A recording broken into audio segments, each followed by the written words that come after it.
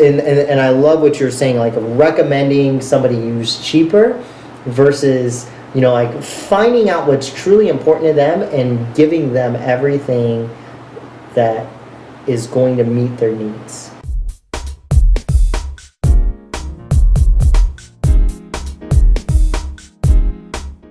Hey, it's Lance McGowan here and Tanner Freegard. And today we're going to be talking about referral or word of mouth marketing and why that's so important when you're a customer or if you're a business owner, because really the lifeblood of a business is not only getting customers, but keeping customers, getting that repeat business, and referrals. And so we're going to start off with a question, which is, what is referral or word of mouth marketing?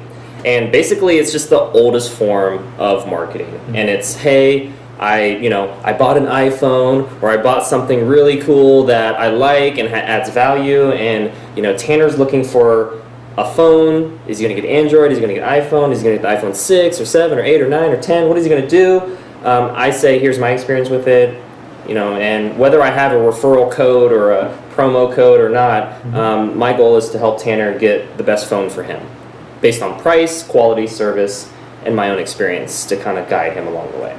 As well as needs. What are they looking for specifically? Yeah. And determining whether they want to get the iPhone or the Android or whatever it is. So that's what I love about word of mouth and referrals is it is not only the oldest form of marketing, but I still feel to this day it's still the best. Yeah. You cannot, no matter what your marketing strategy is or who you ask, word of mouth and referrals is still number one.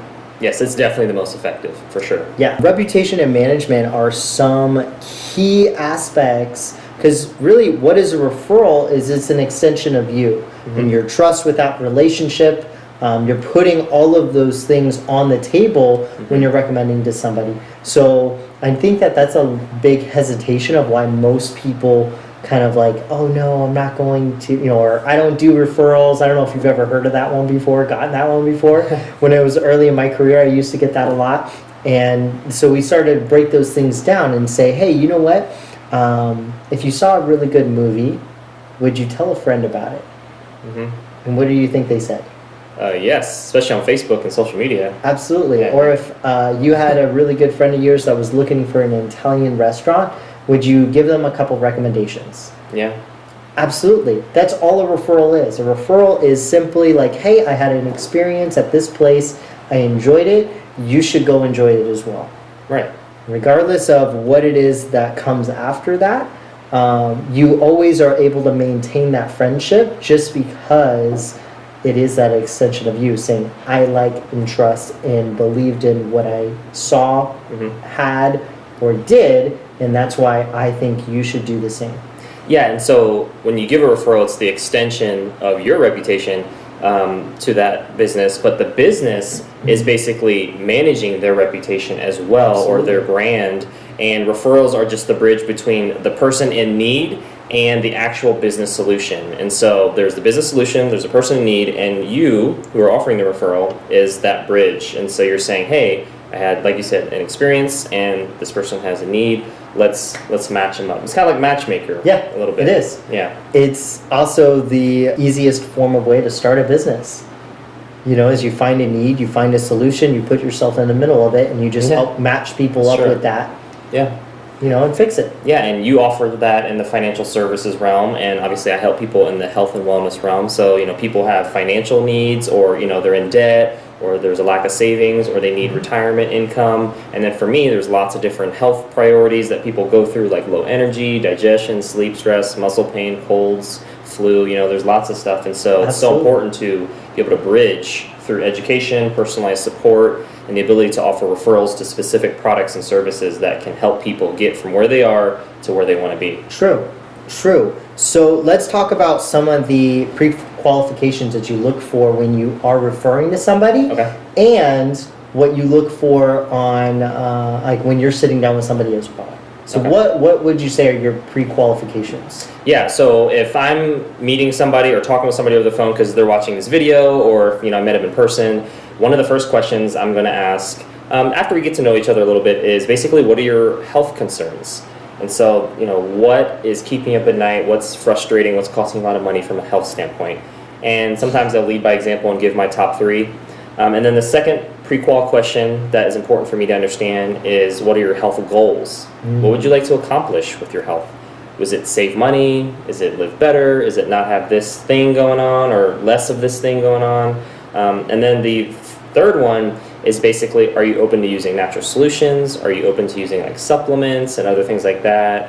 Fifth question has to do with, are you open to learning more at like a class environment or one-on-one or an appointment over the phone, in person? And then probably the sixth is, once I give a recommendation for a specific product or kit, it's, does that make sense to you?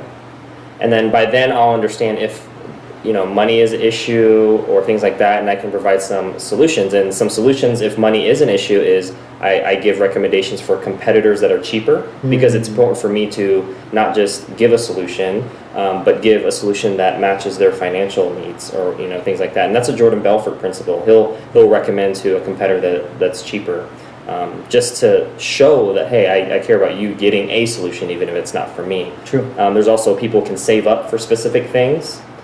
So, if it costs $150, you can save $50 each month until you're able to pay for it in month 3. Or you can go in it with other people. And so if somebody wants a kit or something else, or any of my products or services that are above their price threshold for comfortability, they can go in on it with a friend, family member, coworker. So they split the costs. I love it. So all that helps me understand how close they are to making a purchasing decision, to figure out how much of a time investment is needed for me to move forward. And it really does help both of us know that, okay, maybe they just need more education, maybe they need more time, maybe they need to save money, or maybe they're red hot ready to buy, and let's do this. Absolutely. They always say fortune is in the follow-up.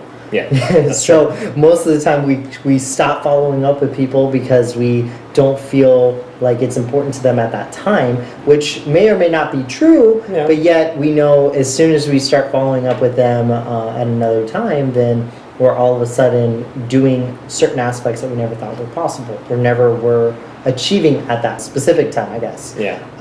But it is, and I love what you're saying, like recommending somebody use cheaper versus like finding out what's truly important to them and giving them everything that is going to meet their needs. Yeah. Because that is first and foremost the most important thing, is just doing what's right.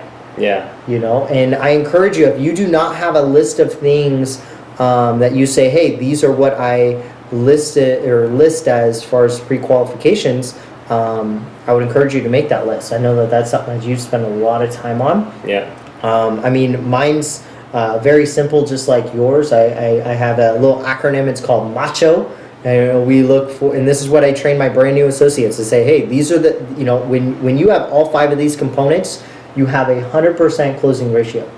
You take out one of these key components, you take out 20% of your closing ratio. So it helps us when we're breaking down the numbers and seeing how everything came back as well throughout that week or month or quarter. We're able to reanalyze and go over everything. So what does MACHO stand for? For MACHO, for me, it stands for married, age, so are they over 25 and above, right? Children, are they homeowners? And do they have an occupation? So very simple, but yet if you were to eliminate one of those key factors, it's going to eliminate 20% of your closing ratio as well.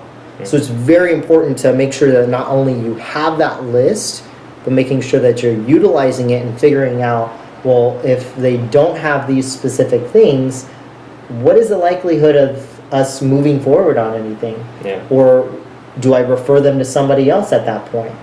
Yeah. And that makes sense, because most of my clients are married moms and that are over 35 usually, and between just right under 55 or around that age. And it's a great sweet spot because those moms and women appreciate the information that I provide, the videos, the support, and they're at a point with their life where they are wanting to nurture their family and themselves and really get to a better spot. Sure. And they care about health, and they're one of the key decision makers for their home from a purchasing decision as well. So it makes sense, and that's another way. It's almost like it's a way for business owners to kind of pre-qual. Absolutely. There's another pre-qual for if you are referring somebody and you're wanting to maybe build up, I call it the first, second, and third string of, we're kind of getting to the next video, but of Yes. who you refer. And you really want to make sure that you know, like, and trust that person that you're referring, because again, it is that extension of your reputation. And I would add a fourth element, which is often ignored or not found out until it's too late, which is their response time.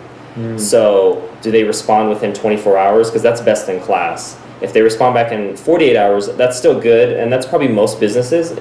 But if they respond more than 48 hours to your initial reach out or to your last response, then that probably means they either have really bad follow-up skills or really bad organization skills, or they're just not interested enough in maintaining or communicating in a way that builds on the previous response. Absolutely. So I take it as it is. Like, I look at their response, and if there is a lack of one, I'm like, all right, well, they're maybe not a good fit, because if they're going to treat me that way, or if they're going to treat my other people that I've referred them to, then maybe I shouldn't refer them. I should refer to my second string person, and maybe make that second string person, or second string accountant or whatever, the first string. Yeah.